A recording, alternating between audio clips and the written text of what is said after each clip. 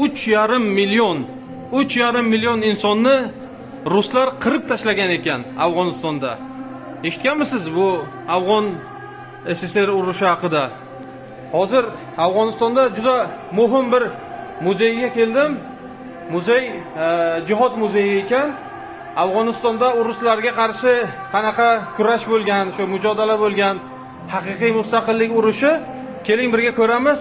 Tarixiy nimalarni muzey qilishgan, haqiqatlarni o'shani sizga ko'rsataman. Hali hech kim ko'rsatmagan. Qarang.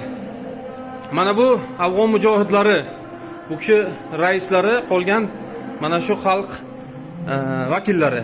O'sha SSRda bo'lgan jang, mana SSRda mashinalari, tankalari, pushkalari, mana nimalari qurol yarog' bilan kelishgan. 1979-yil Sovet hukumatini Afg'onistonda ham ta'sis qilish, uni odamlarniga joylashtirish uchun bu badbaxtlar kelib xalqni vertolyotda, tankada, pushkada, nimada qirg'in-barot qilishgan. Xalq keyin qo'zg'alon qilgan. Oddiy mana qarang, ko'rsatishgan bu yerda. Mana uylarda ayollar tosh otib, o'g'il bolalar quroli yo'q, ragatka bilan otgan. Bular bir-birlariga mana yordam berishgan, miltig'ini o'qlab bergan oilalari, erlariga. Keyin bular chiqib bu yerda otishma qilishgan. Bu eski afg'on uylari. Mana bu badbaxtlar o'sha vaqtda artilleriya bilan xalqni qamal qilib, Herot shahrini juda qirg'in-barot urushlar qilishgan. Mana bu kolonnasi. Samolyot bilan ham bombalagan. Mana shu xonadondan faqat chaqaloqcha omon qolgan deyshadi.